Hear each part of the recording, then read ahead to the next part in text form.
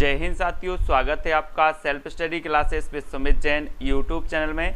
दोस्तों आज का वीडियो स्टार्ट हो चुका है और आज हम पढ़ने वाले हैं दोस्तों महत्वपूर्ण हिंदी साहित्य के महत्वपूर्ण 100 प्रश्न। ठीक है, और इससे पहले दोस्तों हमने रीतिकाल को पढ़ा था, रीतिकाल के बहुत सारे प्रश्नों को पढ़ा था, लेकिन आज हम जो है महत्वपूर्ण 100 वन लाइनर प्रश्नों पर चर्चा करने वाले। ठीक है, तो आपको तैयार रहना है फटाफट से उत्तर बताने के लिए। आपने बहुत सारा अभ्यास कर लिया है और आज हम 100 प्रश्नों पर चर्चा करेंगे, है ना। जो भी साथी हिंदी साहित्य ग्रुप से नहीं जुड़े हैं व्हाट्सएप ग्रुप से, वो हिंदी साहित्य ग्रुप से जुड़ जाएं। आपको सर्च करना है 9098609291। ठीक है, इस पर आपको सर्च करना है, मतलब इस पर आपको मैसेज भेजना है तो हिंदी साहित्य ग्रुप की आपको लिंक मिल जाएगी। ठीक है, और स्टार्ट करते हैं दोस्तों आज का ये वीडियो। तो आप सभी लोग तैयार हैं? वन लाइनर प्रश्न हैं और वन लाइनर प्रश्न में आपको ही उत्तर बताने होते हैं। ठीक है, कोई भी आपको ऑप्शन नहीं दिया जाएगा। पंच परमेश्वर के लेखक बताना है। पंच परमेश्वर के लेखक कौन हैं? प्रश्न क्रमांक आपका सामने है। चलिए तो सभी लोग अब स्टार्ट कर दें अपने अपने उत्तर बताना, और आपका बिल्कुल सही आंसर क्या हो जाएगा? प्रेमचंद। ठीक है, प्रेमचंद आपका बिल्कुल सही हो जाएगा। सभी लोग काउंट करते जाएं कि आप कितने प्रश्न गलत कर पा रहे हैं, है ना। तो आपका पहला हो जाएगा प्रेमचंद। अगला प्रश्न है आपका अवधी भाषा की सर्वाधिक लोकप्रिय महाकाव्य का नाम बताना है आपको।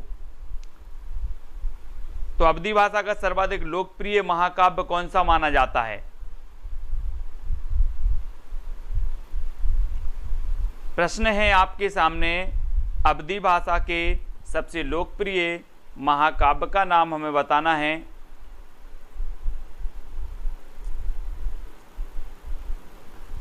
तब आपका बिल्कुल सही आंसर होगा रामचरितमानस। ठीक है, रामचरितमानस जो कि अवधी भाषा में लिखित है और ये तुलसीदास जी का ग्रंथ है। ठीक है, और आपको पता है कि जो रामचरितमानस है इसमें कितने कांड हैं? 7 कांड हैं। ठीक है, ये चीज भी याद रख लेना। दुनिया में सर्वाधिक टीकाएं लिखी गई तो रामचरितमानस की लिखी गई, ये चीज भी आपको याद रखनी है। ठीक है, दूसरा सबसे जो है रामचंद्र शुक्ल जी हैं अपने, उन्होंने सबसे बढ़िया और सबसे प्रमुख ग्रंथ माना है रामचरितमानस को। ठीक है, ये चीज भी याद रखनी है, ये क्वेश्चन पूछा गया था। और आपको बताना है स्थायी भावों की कुल संख्या कितनी है। आप रस पढ़ते हैं, है ना, रस पढ़ते हैं और स्थायी भावों की संख्या भी आपको पता है। तो कितनी है स्थायी भावों की संख्या आपको पता है दोस्तों। वैसे हम मानते हैं कितने? 9 रस, 2 रस और आपके मिल जाते हैं। एक तो आपको मिल गया भक्ति रस, ठीक है, और एक आपका मिल गया वात्सल्य। ठीक है, वात्सल्य रस। और इसके पहले दोस्तों आपने भरत मुनि ने 8 रसों की व्याख्या की है, जिनमें से कौन सा नहीं माना? शांत रस नहीं माना। ठीक है, तो स्थायी भावों की संख्या कितनी बताओगे आप लोग? 9, है ना। 9 आपका बिल्कुल सही आंसर होगा। ठीक है, स्थायी भावों की संख्या कितनी है? 9। अगला बताना है दोहा और रोला को क्रम से मिलाने पर कौन सा छंद बनता है? दोस्तों आपने पढ़े होंगे कौन से? मात्रिक छंद पढ़े हैं। ठीक है, और आपने वर्णिक छंद भी पढ़े हैं। वर्णिक छंद, मात्रिक छंद, ये छंद पढ़े हैं, है ना। वर्णिक छंदों में वर्णों की गणना होती है, मात्रिक छंदों में मात्राओं की गणना होती है। ठीक है, और यहां पर आपको बताना है कि दोहा और रोला जब मिलते हैं तो कौन से छंद का निर्माण होता है? तब आपका बिल्कुल सही आंसर क्या हो जाएगा? कुंडलियां छंद का। ठीक है, कुंडलियां छंद का निर्माण होता है रोला और दोहा के मिलने से। ठीक है, तो कुंडलियां छंद आपका बिल्कुल सही हो जाएगा, है ना। अब आपको बताना है दोस्तों हार की जीत कहानी के कहानीकार कौन है? सबसे पहली बात तो ये हार की जीत क्या है? एक कहानी है, ये चीज भी याद रखनी है। अब इसके कहानीकार कौन है? ये चीज भी आपको पता है, आपने पढ़ी होगी। इसमें बाबा भारती जो रहते हैं, बाबा भारती, आपने पढ़ा होगा कि बाबा भारती अपने घोड़े को बहुत प्यार करते थे, है ना। और जो खड़क से डाकू था उसने बाबा भारती के घोड़े को चुरा लिया, है ना, और यही वर्णन इसमें किया गया है।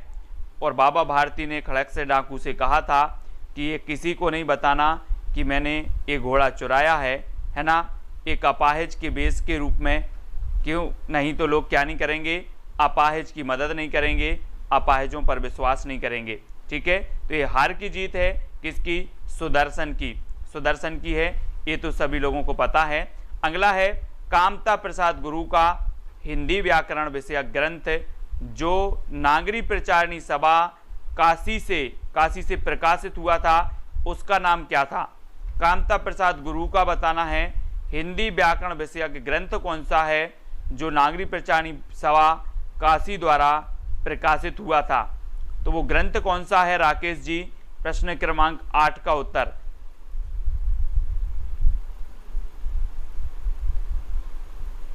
तो कामता प्रसाद गुरु व्याकरणाचार्य हैं, आपको पता है, और इन्होंने हिंदी व्याकरण इनका व्याकरण ग्रंथ था जो नागरी प्रचारणी सभा काशी द्वारा प्रसारित हुआ था, और ये किसका था?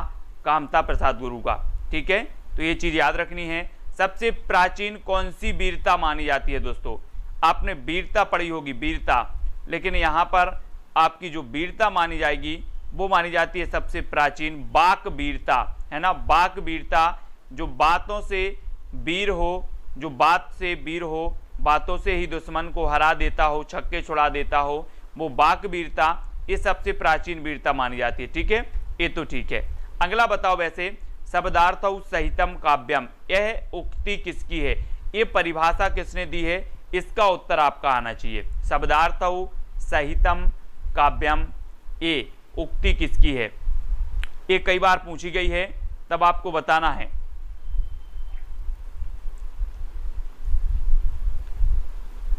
आंसर क्या हो जाएगा?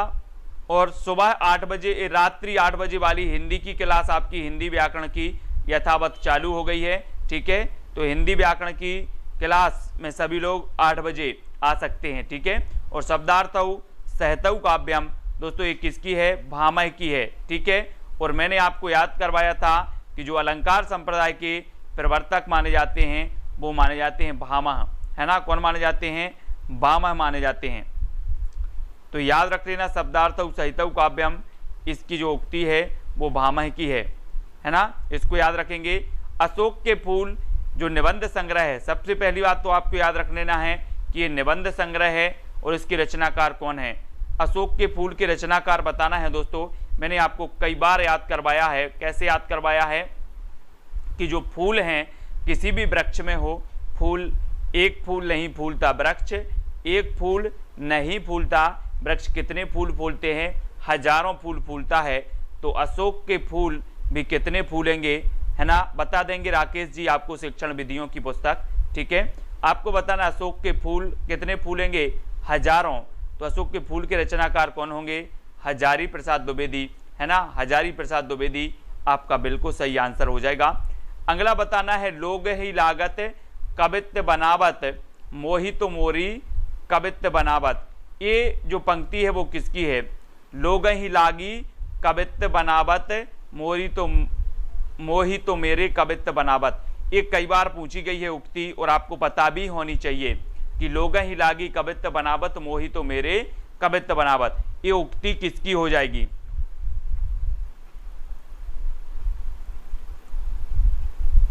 तो दोस्तों आपने नाम सुना होगा किसका? घनानंद जी का। ठीक है, घनानंद जी का नाम सुना है। घनानंद जी ने कहा था कि लोग ही लागी कवित्व बनावत मोही तो मेरी कवित्व बनावत। अब घनानंद की जब भी बात आती है तो घनानंद का आपको पता ही है कि इनकी जो प्रेमिका थी वो कौन थी? सुजान थी, है ना, प्रेमिका सुजान। कभी कभी पूछा जाता है कि जो इनके काव्य की प्रेरणा स्रोत रही वो कौन रही? तो सुजान रही, है ना, घनानंद जी की, कोई नहीं भूलता। अब आपको बताना है दोस्तों, अगला आपका क्वेश्चन है कि जब जब होए धर्म की हानि बाढ़हि असुर अधम अभिमानी, ये पंक्ति जो है ये कहाँ से ली गई है? इस पंक्ति के रचयिता कौन है? पंक्ति के रचयिता बताना है कौन है, तब आपका राइट आंसर क्या होगा? जब जब होए धर्म की हानि बाढ़हि असुर अधम अभिमानी, प्रश्न क्रमांक 13 का आंसर आपको बताना है। बताया है सभी लोगों ने कि ये पंक्ति जो है तुलसीदास जी की है ना, अधिकांश लोगों ने बिल्कुल सही बताया। हाँ बिल्कुल आती है पंक्ति, हिंदी की मूल उत्पत्ति किससे हुई है दोस्तों? हिंदी की मूल उत्पत्ति बतानी है, किससे मानी जाती पे?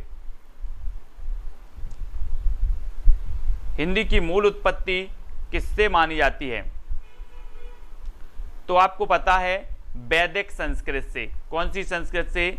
वैदिक संस्कृत से हिंदी की मूल उत्पत्ति मानी जाती है। तो वैदिक संस्कृत याद रख लेना, ठीक है, वैदिक संस्कृत से मानी जाती है। और आत्मनिर्भरता निबंध के लेख रचनाकार कौन है? आत्मनिर्भरता निबंध के रचनाकार बताना है, कौन है?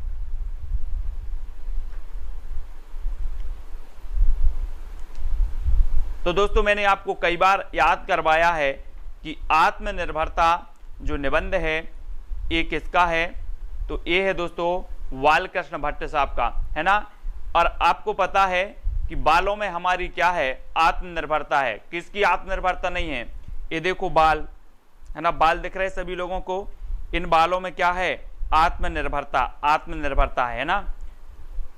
किसकी नहीं आत्मनिर्भरता? सभी लोगों की आत्मनिर्भरता है ना। बालों में कुछ लोगों के कम बचे हुए होंगे, है ना। तो ये बालों में आत्मनिर्भरता बनानी है सभी लोगों को, यानी कि बालकृष्ण भट्ट। बालकृष्ण भट्ट याद रख लेना। ठेले पर हिमालय, ठेले पर हिमालय किसकी रचना है? ऐसा तो नहीं बोलते आप कि मेरे पास बाल नहीं है यार, आज के लिए बाल दे दो उधार, ऐसा तो नहीं बोलते, कोई नहीं बोलते, है ना। तो ठेले पर हिमालय बताना है किसकी रचना है ये?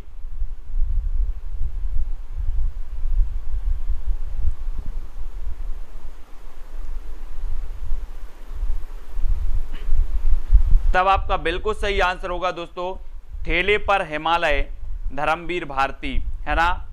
ठेले पर हिमालय धर्मवीर भारती जी हैं, है ना। धर्मवीर भारती जी इसकी रचनाकार। कई बार ये रचना पूछी गई है ठेले पर हिमालय, तो याद रख लेना, इसको भूलना भी नहीं है, ठीक है। धर्मवीर भारती। रानी केतकी की कहानी, लो अब रानी केतकी की कहानी कौन ने नहीं सुनी? सबने तो सुनी है। इंसान ने भी सुनी है, अल्लाह ने भी सुनी है ना। तो रानी केतकी की कहानी, एक दिन बोले कि रानी केतकी की कहानी इंसान ने ही नहीं अल्लाह ने भी सुनी है। तो इंसा अल्लाह खां, है ना, रानी केतकी की कहानी के रचनाकार हो जाएंगे। तो बहुत सारे लोगों पे बन रहा है ना। यह प्रेम को पंथ कराल महातरवार की धार पे धावनो है। ये पंक्ति किसकी है दोस्तों? बहुत ही बढ़िया पूछी जाती है कि यह प्रेम को पंथ कराल महातरवार की धार पे धावनो है। इसकी पंक्ति बताना है। जो भी बीच में क्वेश्चन पूछ रहे हैं वो कृपया वीडियो के लास्ट में क्वेश्चन पूछें। कोई भी प्रकार से जो भी आपकी प्रॉब्लम है वो सारे क्वेश्चन के आंसर दिए जाएंगे। बीच में अगर आप पूछते हैं तो अपनी जो क्या होती धारा प्रवाह होती है पढ़ाने की, उसमें डिस्टर्ब होता है, ठीक है। तो बीच में क्वेश्चन ना पूछें प्लीज। लास्ट में अपन वीडियो के लास्ट में सब प्रश्नों पर चर्चा करेंगे, जो भी आपकी समस्या होगी उस पर चर्चा करेंगे, ठीक है। ए प्रेम को पंथ कराल महातरवार की धार पे धावनो है, ये बताना है। तो ये जो है दोस्तों ये बोधा कवि की है। किसकी है? बोधा कवि की। तो हम पढ़ते हैं ना, इनकी एक रचना अपन ने पढ़ी थी, कौन सी पढ़ी थी? इश्क नामा। कौन सी पढ़ ली थी? इश्क नामा। जबकि अपन ने इश्क लता पढ़ी थी। इश्क लता पढ़ी थी तो किसकी पढ़ी थी? इश्क लता।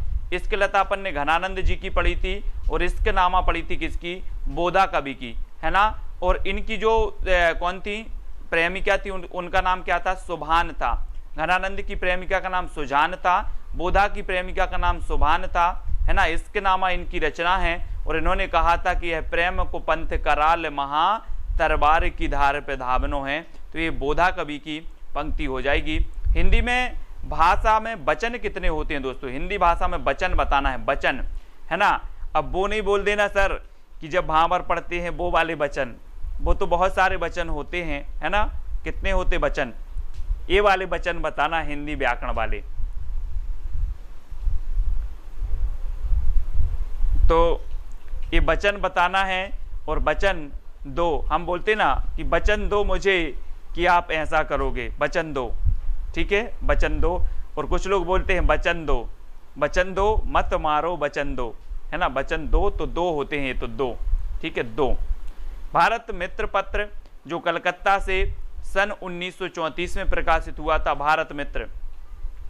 इसके संपादक कौन थे दोस्तों? 20 का उत्तर बताना है। हम कई बार पढ़े हैं कि जो अपना हिंदी का प्रथम समाचार पत्र था वो उदंत मार्तंड था। इसका प्रकाशन हुआ था दोस्तों, कब हुआ था? 1826 में, है ना। 1826 में इसका प्रकाशन हुआ उदंत मार्तंड का। और इसके जो संपादक थे वो जुगल किशोर थे, लेकिन भारत मित्र के जो संपादक थे वो रुद्रदत्त थे। ठीक है, रुद्रदत्त शर्मा थे। 1934 में प्रकाशित हुआ था कलकत्ता से। मैंने आपको पढ़ाए थे दोस्तों, क्या पढ़ाए थे? अपने पूरी पत्र पत्रिकाएं याद भी करवाई कि सबसे पहले 1826 में आपका उदंत मार्तंड आया, फिर 1829 में आपकी बंगदूत आई। ठीक है, बंगदूत पत्रिका। फिर दोस्तों हमने पढ़ा था कि 1845 में कौन सा आया था? शायद प्रजामित्र। फिर 1854 में आपका समाचार सुधावर्षण आया था। ठीक है, ये पंक्तियां, ये समाचार पत्र जो होते हैं वो आपसे पूछे जाते हैं, है ना, तो इनको आपको याद रख लेना। और 1834 में भारत मित्र आया था, है ना। तो ये समाचार पत्र पत्रिकाओं वाला वीडियो तो मैंने आप तक प्रेषित किया है, वो जरूर आपको देखना है ना। ज्ञानपीठ पुरस्कार किस क्षेत्र में श्रेष्ठ कार्य के लिए दिया जाता है दोस्तों? ज्ञानपीठ पुरस्कार मैंने आपको कई बार बताया है कि जो ज्ञानपीठ पुरस्कार है ये दोस्तों केवल 4 रचनाओं के लिए मिला, हिंदी की केवल 4 रचनाओं के लिए। ठीक है, और ये आपको बताना है कि ये किस क्षेत्र में श्रेष्ठ कार्य के लिए दिया जाता है, ये तो आप उत्तर बताएंगे ही। और ज्ञानपीठ पुरस्कार सबसे पहले चिदम्बरा के लिए मिला। किसे? चिदम्बरा के लिए मिल गया सुमित्रानंदन पंत जी को। ठीक है, कब? 1968 में, है ना। फिर 1972 में मिला दोस्तों उर्वशी के लिए। फिर 1978 में मिल गया अज्ञे साहब के लिए। और 1982 में मिला किसे? महादेवी वर्मा जी के लिए, है ना। तो ये 4 ज्ञानपीठ पुरस्कार या 4 रचनाओं के लिए ज्ञानपीठ पुरस्कार मिलाएं। और ये साहित्य के क्षेत्र में दिया जाता है, ये सभी लोगों को पता है। ठीक है, साहित्य के क्षेत्र में। तो ज्ञानपीठ पुरस्कार की भी मैंने ट्रिक बताई है, वो भी आपकी आएगी। आकाशदीप कहानी के लेखक कौन है? सबसे पहली बात तो ये आकाशदीप क्या है? कहानी है, कहानी, है ना। तो अब आपको बताना है आकाशदीप। और ये जो आपको पता होगी दोस्तों कि जो छायावाद के प्रवर्तक माने जाते हैं, छायावाद के प्रवर्तक कौन माने जाते हैं? जयशंकर प्रसाद जी माने जाते हैं। और ईलाचंद्र जोशी ने जोश में आकर क्या कर दिया? इन्हें, जयशंकर प्रसाद को छायावाद का प्रवर्तक बता दिया। ठीक है, और दोस्तों ये छायावाद जयशंकर प्रसाद जी की कहानी है, ये याद रख लेना है, आकाशदीप। ठीक है, आकाशदीप जयशंकर जी की है। प्रतिध्वनि भी है इनकी, है ना। ग्राम भी एक रचना है इनकी। कामायनी इनका महाकाव्य है।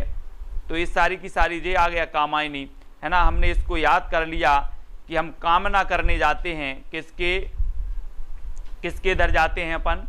शंकर जी के यहाँ कामना करने जाते हैं कि Shankar ji net exam qualify करवा देना, है ना। 4 नारियल चढ़ाएंगे, बहुत सारे लोग बोलते हैं। तो शंकर जी के यहाँ कहा जाना है, कामना करने जाना है। तो ये कामायनी महाकाव्य है। और इसमें कितने सर्ग हैं दोस्तों? 15, है ना। ये चीज भी सभी को पता है। चिंता, ईड़ा, आनंद, ये सभी सर्ग हैं कामायनी के।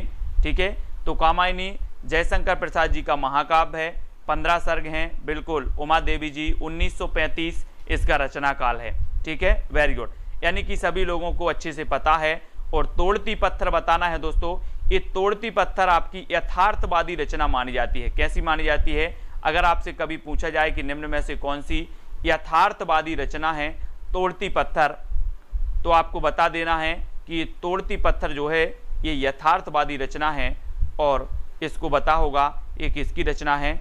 तो ये रचना है दोस्तों किसकी? जयशंकर प्रसाद जी की। ओपी चिंपा जी बहुत दिनों में आए हैं, है ना। ओपी चिंपा जी व्यस्त हैं अभी।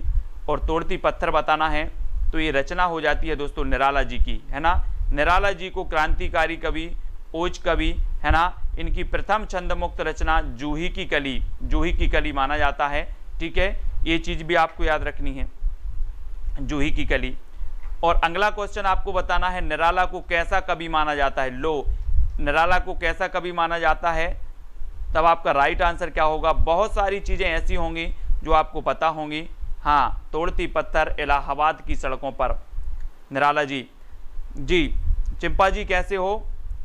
क्रांतिकारी बताना है, निराला जी को माना जाता है क्रांतिकारी कवि। ठीक है, क्रांतिकारी कवि निराला जी के बारे में पढ़ना जरा। सरोज स्मृति दुनिया का सबसे शोक गीत जो है सरोज स्मृति, ये निराला द्वारा रचित है ना, शोक सरोज स्मृति, ये भी याद रखना है क्रांतिकारी कवि के बारे में। भक्ति काल की रामाश्रयी शाखा के जो है कवि कौन माने जाते हैं, प्रमुख कवि बताना है। रामाश्रयी शाखा के जो प्रमुख कवि हैं वो कौन माने जाते हैं, है ना। हम दोस्तों भक्ति काल जब यहाँ से पढ़ते हैं इस प्रकार से आपका भक्ति काल, ठीक है, भक्ति काल में 2 शाखाएं प्रवाहित हुई, यहाँ से आप इस प्रकार से ले लो। तो एक शाखा हुई कौन सी, सगुण, ठीक है, सगुण, और एक शाखा आपकी कौन सी हुई, निर्गुण, ठीक है, निर्गुण। अब ये सगुण भी 2 भागों में बट गई और निर्गुण भी आपकी 2 भागों में बट गई, ठीक है। तो सगुण की राम शाखा के जो प्रमुख कवि थे वो कौन थे, तुलसीदास जी, है ना, तुलसीदास जी हैं, तो ये आपको पता है। और उत्तर भारत में भक्ति का प्रसार करने का श्रेय किसे जाता है, उत्तर भारत में बताना है। तो 27 का आंसर आपका राइट क्या होगा, और उत्तर भारत, है ना, उत्तर भारत के जो माने जाते हैं, हम पढ़ते हैं ना कि भक्ति द्रविण उपजी लाए रामानंद, तो ये रामानंद द्वारा लाई गई उत्तर भारत में भक्ति का प्रसार किया गया। और रामानंद जी के जो शिष्य थे वो कितने थे दोस्तों, मैंने आपको बताया था कि हिंदी साहित्य में 12 का आंकड़ा चलता है, 12 का, यानी कि रामानंद के शिष्य कितने थे, 12, ठीक है। साकेत जो महाकाव्य है महर्षि गुप्त जी का, इसमें भी कितने हैं, 12 सर्ग हैं। आलवार भक्तों की संख्या भी कितनी है, 12 है, ठीक है। ये 12 का जो आंकड़ा मैंने आपको बताया था इसको हम याद करवाएंगे एक आध दिन, ठीक है। 12 हैं, बोले सर आलवार भक्तों की संख्या 12, साकेत में सर्ग 12, रामानंद के शिष्य 12, ठीक है। तो 12 बार आ रहा है, ये चक्कर क्या है दोस्तों 12 का। निम्नलिखित में से कौन सी भाषाएं हाल ही में प्राचीन भाषाएं घोषित की गई, तो ये प्राचीन भाषा घोषित की गई दोस्तों, तो ये तो कन्नड़ एवं तेलुगु हैं, ठीक है, ये कन्नड़ तेलुगु हैं, कोई बात नहीं। यह काम मैं आप कर लूंगा, पंक्तियों में आप बताना है दोस्तों, आप क्या है, आप क्या है, आप, यह काम मैं आप कर लूंगा, ये पंक्ति व्याकरण से पूछी गई और इस पंक्तियों में आप आपका क्या हो जाएगा, आप कर लूंगा।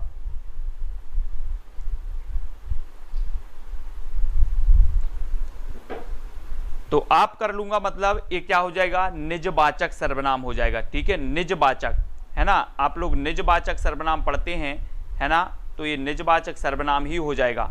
6 प्रकार के आपने सर्वनाम पढ़े होंगे, है ना, और उनके भी भेद पढ़े होंगे, और ये सर्वनाम भी निजवाचक सर्वनाम आपका हो जाएगा। हिंदी साहित्य का 9वां रस कौन सा है दोस्तों, आपने पढ़े 8 रस, 8 रस कौन से पढ़े, भरत मुनि ने माने 8 रस, ठीक है। यहाँ से प्रक्रिया शुरू हुई, अब इस प्रक्रिया को अपन फिर से आगे बढ़ाएं, तो जो 9वां रस आपका माना जाएगा वो कौन सा माना जाएगा, 9वां रस।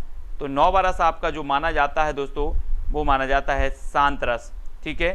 शांति से, बोले रसों का शांति से क्या करो, रसास्वादन करो, शांति से करो, शांत रस, ठीक है। तो 9वां रस आपका हो जाएगा शांत रस, ठीक है, याद रख लेना, शांति, शांत। कबीर किस काव्यधारा के कवि थे दोस्तों, बिल्कुल सरल क्वेश्चन आप लोगों से पूछे जा रहे हैं आज, है ना, क्योंकि थोड़ा सा आप लोगों का भी मन लग जाए, कठिन कठिन बता देते हो सर रोज, आज कुछ सरल हो जाए, है ना। कबीर किस काव्यधारा के कवि थे, कबीर,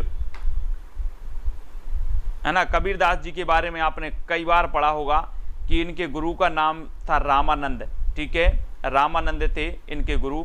लेकिन रामानंद जो थे ये सगुण थे, कैसे थे, ये सगुण थे, और जो कबीर थे वो कैसे थे, निर्गुण थे। कबीर कैसे थे, निर्गुण थे, ठीक है। ये निर्गुण ब्रह्मा को मानते थे और इस सगुण को मानते थे जिनकी साकार प्रतिमा होती है, ठीक है। तो ये चीज आपको याद रखनी है। डॉक्टर कृष्ण शंकर शुक्ल ने आचार्य केशवदास पर एक पुस्तक, है ना, बहुत बढ़िया पंक्ति यहाँ पर लिख रहे हैं अपने ओपी जी, है ना। और केशव की काव्य कला, केशव की काव्य कला इन्होंने लिखी है, केशव की काव्य कला। और दोस्तों ओपी जी ने बहुत बढ़िया नोट्स बना लिए हैं, अपने ट्रिकी नोट्स बनाए हैं ओपी जी ने, उनकी एक आध दिन अपन क्या करते हैं, उनका रजिस्टर लेके आएंगे, क्या लेके आएंगे, रजिस्टर, उनके नोट्स उठा करके लेकर आएंगे और अपन लोग सब पढ़ेंगे किसके, ओपीजी के। ठीक है, उन्होंने बहुत बढ़िया तरीके से ट्रिक भी बनाई है। व्याकरण की दृष्टि से प्रेम शब्द क्या है, प्रेम, व्याकरण की दृष्टि से बताना है कि जो प्रेम शब्द है वो क्या है ना। तो आपने संज्ञा पढ़ी है दोस्तों, संज्ञा पढ़ी है सभी लोगों ने। संज्ञा कितने प्रकार की होती है, संज्ञा होती है 5 प्रकार की। ठीक है, आप पढ़ लेते हो, जातिवाचक है ना, व्यक्तिवाचक, भाववाचक, इस प्रकार से आपकी 5 प्रकार की संज्ञा होती हैं। और यहाँ पर जो प्रेम है दोस्तों, प्रेम का एक क्या होता है, भाव होता है ना, जो सभी के पास होता है। सभी लोगों को क्या करना है, अपने प्रेम रूपी भाव को शेयर करते रहना है, अपने पास नहीं रखना है। ठीक है, तो ये चीज याद रखेंगे। चौपाई के चारों चरणों में कितनी मात्राएं होती हैं, चौपाई के चारों चरणों में, चौपाई पढ़ते हैं अपन, चौपाई, अब देखना चौपाई या चारपाई, चारपाई होती ना अपन जैसे खटिया बोलते, खटिया बोले चारपाई लेके आओ, चारपाई बिछा दी, उसमें 4 पाया होते हैं। अब 4 पाया को स्क्वायर कर दो, मतलब वो हो जाती हैं 16, है ना। तो 4 को स्क्वायर किया तो हो जाएगा कितना, 16। तो ये चौपाई को स्क्वायर कर दिया, मतलब अपनी जो मात्राएं होंगी चारों चरणों में वो कितनी होंगी, 16। ठीक है, 4 का वर्ग निकाल लो, 16 हो जाएंगी चौपाई। हिंदी का पहला दैनिक समाचार पत्र कौन सा था दोस्तों, मैंने अभी आपको समाचार पत्र बताए थे कि हिंदी का जो साप्ताहिक समाचार पत्र था, हिंदी का प्रथम साप्ताहिक कौन सा था, उदंत मार्तंड। ठीक है, हिंदी का दैनिक कौन सा था, दैनिक भी आपको याद रखना है, दैनिक आपका था दोस्तों समाचार सुधावर्षण। ठीक है, कौन सा था, समाचार सुधावर्षण, ये दैनिक था 1954 में। ठीक है, और ये 1826 में आपका हिंदी का प्रथम साप्ताहिक समाचार पत्र या हिंदी का प्रथम समाचार पत्र था, है ना, उदंत मार्तंड। और यहाँ पर दैनिक पूछा गया है तो आपका कौन सा था, समाचार सुधावर्षण, है ना। दारसू जी, उदंत मार्तंड ये हिंदी का पहला दैनिक समाचार पत्र नहीं था। जो भी कंफ्यूजन है, बहुत सारे लोग, उनका कंफ्यूजन दूर होना चाहिए। अब देखो यहाँ से क्वेश्चन कैसे पूछे जाते हैं, हिंदी का प्रथम समाचार पत्र कौन था आपसे पूछा जाएगा, तो आप क्या लगाओगे, यहाँ दैनिक समाचार पत्र लिखा है और यहाँ उदंत मार्तंड, ये गलत है। ठीक है, यहाँ दैनिक समाचार पत्र की अगर बात करें तो वो समाचार सुधावर्षण था। ठीक है, याद रख लेना। और अगर आपसे पूछा जाए कि हिंदी का प्रथम समाचार पत्र कौन सा था, तब आपको लगाना है उदंत मार्तंड। और हिंदी का प्रथम साप्ताहिक समाचार पत्र कौन था, तब भी उदंत मार्तंड। लेकिन अगर आपसे पूछा जाए कि हिंदी का प्रथम दैनिक समाचार पत्र कौन था, तो आपको बताना है समाचार सुधावर्षण, है ना, श्याम सुंदर सेन द्वारा 1954 में ये प्रकाशित हुआ था। ठीक है, तो ये चीज आपको याद रखनी, यहाँ कंफ्यूज नहीं होनी है, बहुत सारे लोग गलत करके आ जाते हैं। आनंद कादम्बिनी पत्रिका के संपादक कौन थे, आनंद कादम्बिनी ये पत्रिका थी और बहुत बढ़िया पत्रिका थी, है ना।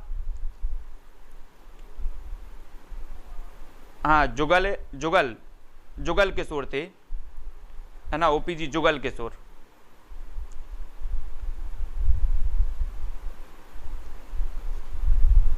तो चौधरी बद्री नारायण प्रेमघन, मैंने आपको याद भी करवाया था।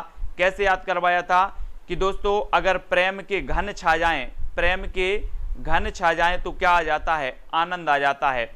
और किस किस को नहीं आता आनंद, जब प्रेम के घन छा जाते हैं तो आनंद आ जाता है। तो आनंद कादम्बिनी के रचयिता कौन होंगे, प्रेमघन होंगे कि शत्रुघ्न होंगे, प्रेमघन होंगे ना, प्रेमघन यानी कि बद्री नारायण चौधरी प्रेमघन, है ना, इनको याद रखेंगे। और ये भारतेंदु मंडल के कवि थे बद्री नारायण चौधरी प्रेमघन। ठीक है, और इनकी रचना है आनंद कादम्बिनी। धातु सेन प्रसाद के किस नाटक का पात्र है, बहुत बढ़िया है, पात्र भी यहाँ से पूछ लिया गया है दोस्तों आपका। धातु सेन प्रसाद के किस नाटक का पात्र है, बहुत सारे नाटक इन्होंने लिखे हैं। इनका ऐतिहासिक नाटक माना जाता है दोस्तों राजश्री, कौन सा माना जाता है, राजश्री इनका ऐतिहासिक नाटक है। और दोस्तों सज्जन इनका प्रथम नाटक माना जाता है, ठीक है, सज्जन। लेकिन ऐतिहासिक जब पूछा जाता है तो राजश्री लगा देना, ठीक है, और प्रथम पूछा जाता है तो सज्जन लगा देना। और धातु सेन बताना हो कि धातु सेन किसका पात्र है तो स्कंदगुप्त लगा देना, ठीक है, स्कंदगुप्त, है ना, स्कंदगुप्त इनका नाटक है। चंद्रगुप्त भी इनका नाटक है, ध्रुव सोमनी भी इनका नाटक है। तो इनको याद रखेंगे प्रसाद जी के, ठीक है, इनको याद रखेंगे। निम्नलिखित शब्दों में से किसमें व्यंजन संधि है? अब व्यंजन संधि बताना है दोस्तों। अब निम्नलिखित, यहाँ पर कोई निम्नलिखित है ही नहीं और यहाँ पर दे दिया निम्नलिखित, है ना। आप बोलोगे सर क्या मजाक चल रही है, निम्नलिखित है ही नहीं, तो सत्कार बोल देते, सत्कार, है ना। सत्कार में क्या है करेंगे हम, व्यंजन लेकर आएंगे। सत्कार कैसे करोगे, सूखा सूखा सत्कार करोगे क्या, है ना। बहुत सारे व्यंजन ला के आना है और सत्कार करना है, तो सत्कार में व्यंजन संधि लगा देना। ट्रिक निकल आती है अपनी हिंदी साहित्य वाली ट्रिक, संधि में भी लगा दिया। अब संधि का वीडियो किस किसने नहीं देखा, संधि मैंने दोस्तों आपको स्वर संधि, व्यंजन संधि और विसर्ग संधि तीनों की बहुत बढ़िया ट्रिक निकाली है। एक नंबर संधि का वीडियो सभी को देखना है और ट्रिक पढ़ना है। फिर बताना है रसिक प्रिया के रचनाकार कौन है, रसिक प्रिया, और 40 का आंसर, है ना। रसिक प्रिया, कवि प्रिया, ये जो रचनाएं मानी जाती हैं किसकी मानी जाती हैं, हाँ केशवदास, केशवदास की मानी जाती हैं। रसिक प्रिया, है ना, कवि प्रिया, रामचंद्रिका, विज्ञान गीता, इस सारी की सारी रचनाएं हैं केशवदास जी की। कठिन काव्य का प्रेत नहीं कहा जाता है ना, तो इस प्रकार से केशवदास। अर्धस्वर कौन सा है दोस्तों, अर्धस्वर, अर्धस्वर माना जाता है, अर्धस्वर कौन सा माना जाता है, या और वा वा, ठीक है, ये अर्धस्वर माने जाते हैं, ठीक है, या और वा।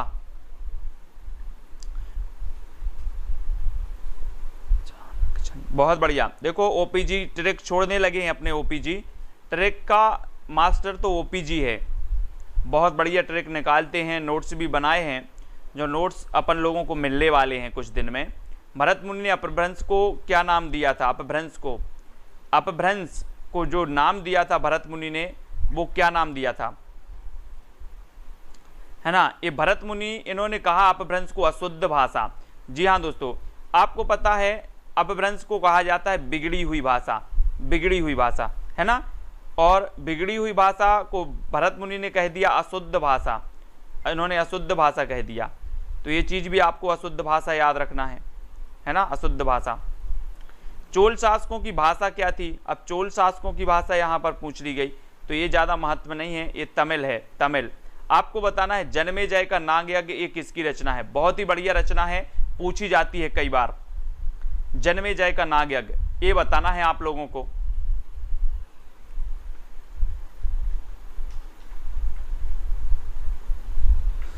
तो ये भी किसकी रचना हो जाएगी दोस्तों, जन्मेजय का नाग यज्ञ। अब यहां पर बोले सर नांग आया है, तो हमने हिंदी साहित्य वाली ट्रिक लगा दी कि नांग तो शंकर जी के गले में पड़ा है। किसके गले में पड़ा है, शंकर जी के गले में पड़ा है, तो ये रचना किसकी हो जाएगी, नांग यज्ञ, जयशंकर प्रसाद जी की होगी, ठीक है। जयशंकर प्रसाद जी की नांग पड़ा है दोस्तों शंकर जी के गले में, और ये नांग यज्ञ भी किसकी होगी, शंकर जी की होगी, ठीक है, शंकर, जयशंकर प्रसाद जी की।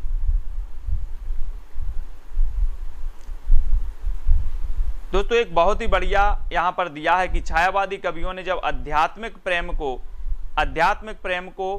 अपनी कविताओं में व्यक्त किया, आध्यात्मिक प्रेम को जब अपनी कविताओं में व्यक्त किया छायावादी कविताओं साहित्यकारों ने, तो ये कविताओं को किस वाद के अंतर्गत रखा गया, तो वो वाद था दोस्तों रहस्यवाद। कौन सा वाद था, रहस्यवाद था, है ना। ये चीज याद रखनी है कि जो छायावादी कवि थे इन्होंने आध्यात्मिक प्रेम को अपनी कविताओं में प्रदर्शित किया, तो इन कविताओं को रहस्यवाद के अंतर्गत रखा गया, रहस्यवाद, ठीक है। तो रहस्यवाद आपका बिल्कुल सही होगा। काव्य क्षेत्र में प्रबंध शिरोमणि की उपाधि किसे दी गई, बहुत ही बढ़िया प्रश्न है। प्रबंध शिरोमणि बताना है, प्रबंध शिरोमणि की उपाधि किसे दी गई, 46 का आंसर,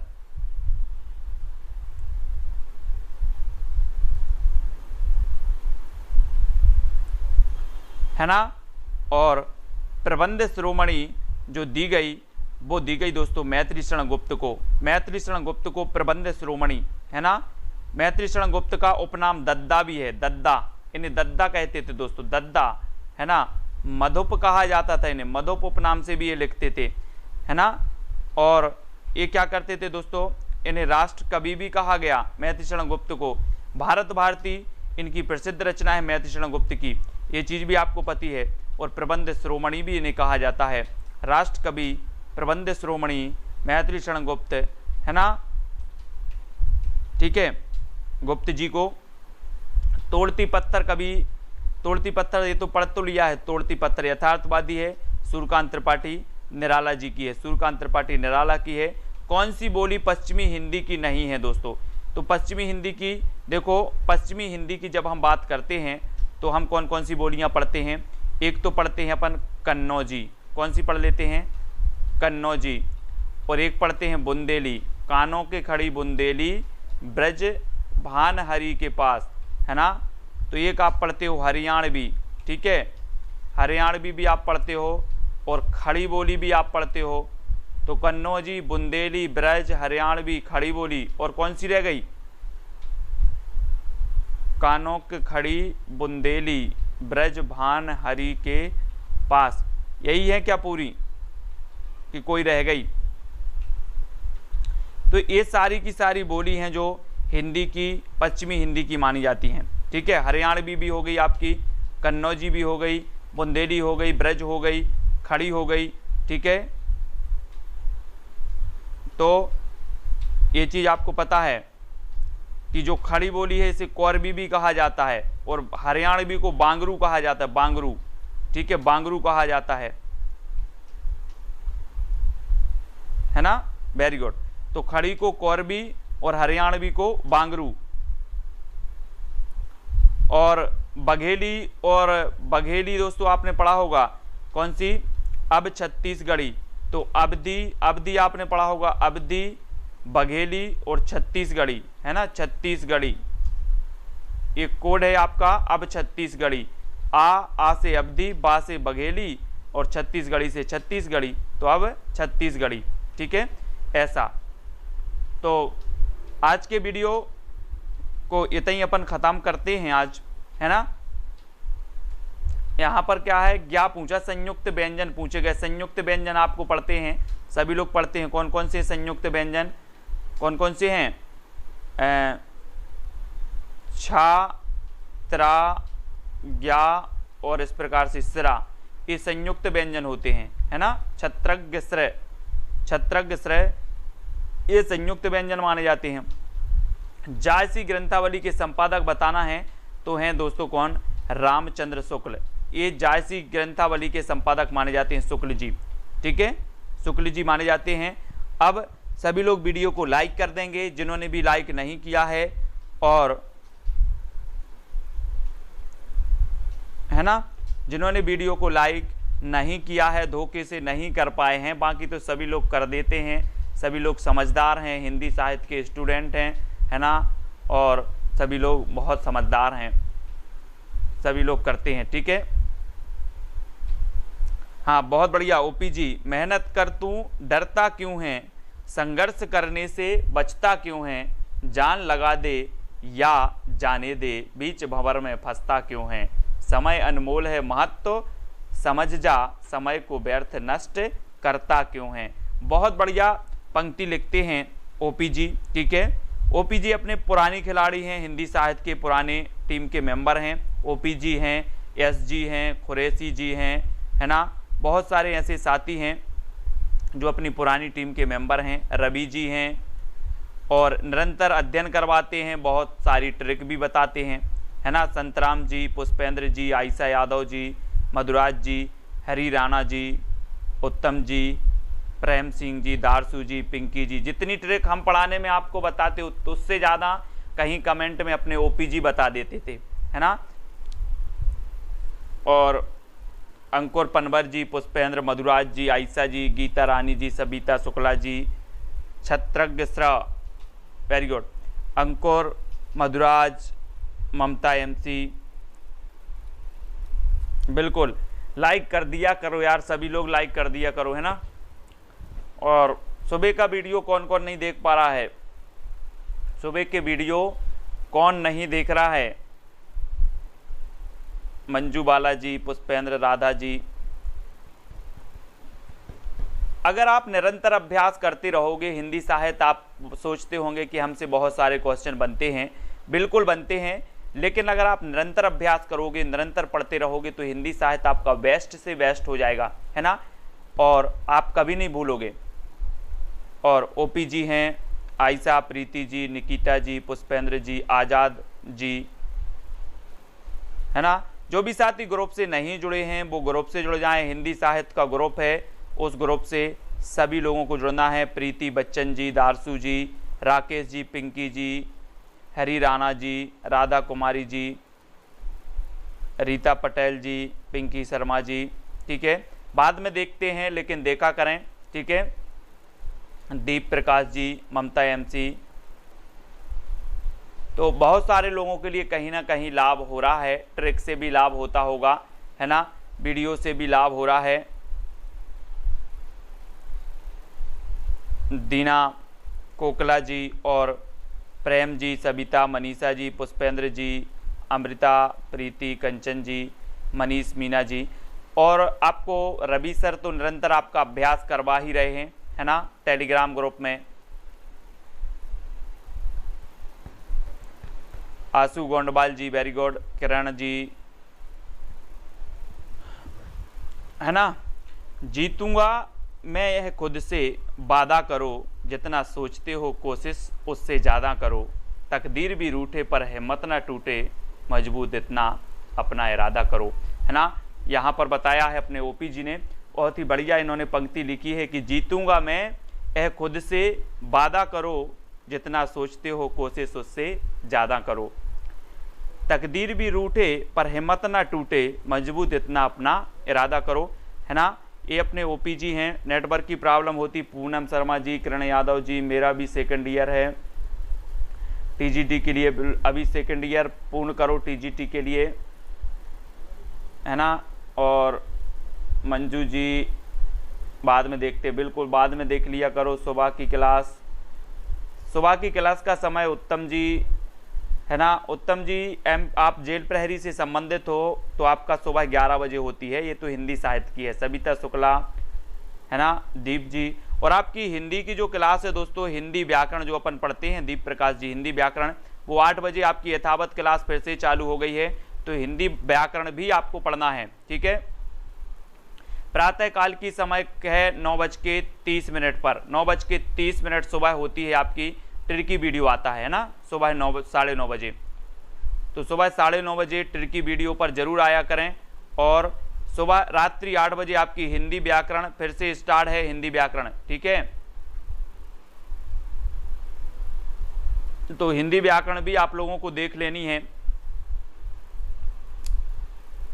निकिता जी, रीता जी, हरी राणा, आयशा, सबिता जी, परवेज, मंजूवाला, सभी को धन्यवाद दोस्तों। सभी लोग निरंतर अभ्यास भी कर रहे हैं, मैं टेलीग्राम ग्रुप में भी देखता हूं। दारसू जी बिल्कुल पीजीटी की कर रहे हैं आप। प्रदीप यादव जी, सहस्रा जी, किरण यादव जी,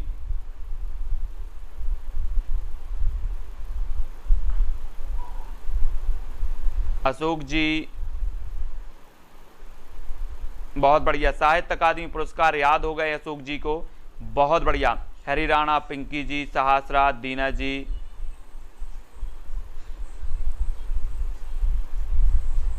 वेरी गुड, है ना। अब निकल जाएगा दीपा, दीना कोकला जी, रोशनी, दारसू, वैभव जी, किरण जी, ओपी जी।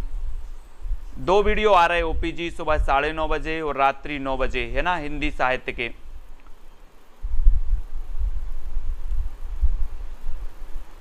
बहुत बढ़िया। कंचन वर्मा जी, गीतिका, एस रत्ती जी, प्रीति जी, दीप प्रकाश जी,